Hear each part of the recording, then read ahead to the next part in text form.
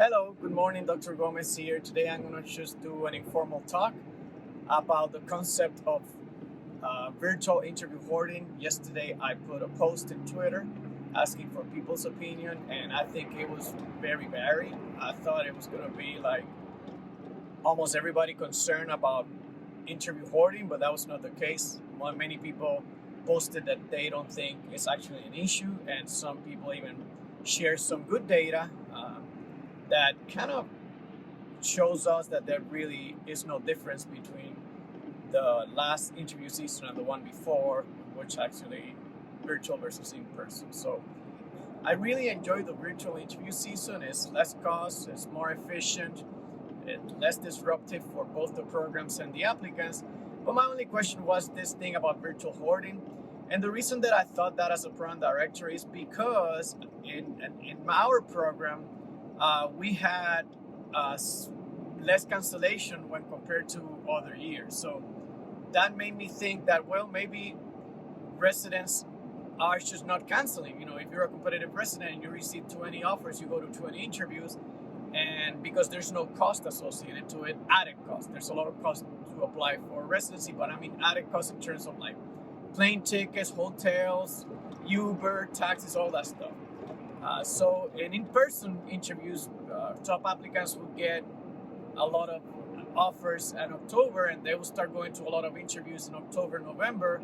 But by December and January, they started canceling a lot of them because they didn't see any cost benefit of going to more interviews. They felt comfortable, and they were like, well, I'm not going to spend this extra, whatever, $3,000 or $4,000. And when they started canceling, then some PDs had to go back to ERAS and evaluate more applications, and that would open opportunity to other applicants to get the chance to interview. In our program, we actually thought that was going to happen, even though we didn't know. And we took statistics from our residents for the past 5 years. We went back and evaluated the ERAS application of our residents, and we kind of took an average of the things that are important to us, the parameters that we think are important to our program, and we try to offer interviews to people that look similar or were similar in those parameters to the residents that we currently have. So in that way, it worked well for us, but I don't know if other programs did that and how did it go for other programs.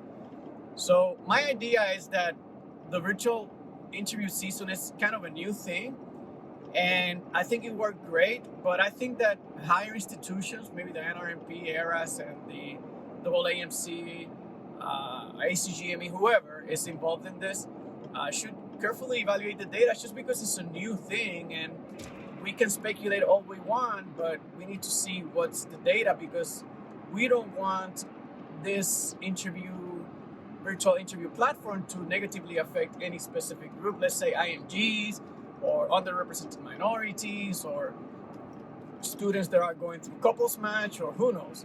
So I think it's a good idea to just put it out there so the data is evaluated. It may be that at the end nothing really is changed from in-person to virtual interview and nobody is affected, and that would be great. But I don't think that was the experience of everybody, and that's why I think it's good to at least bring it up for discussion.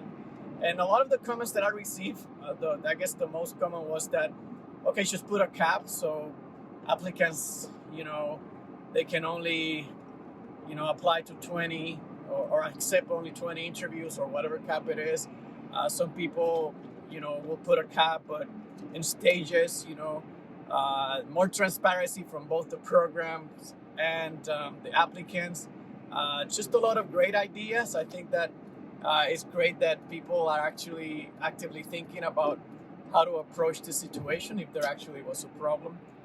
So I just wanted to take a few minutes and just express why do I feel that this concept of interview hoarding should be better evaluated as we move forward in keeping virtual interviews and make sure that it just doesn't negatively affect anybody.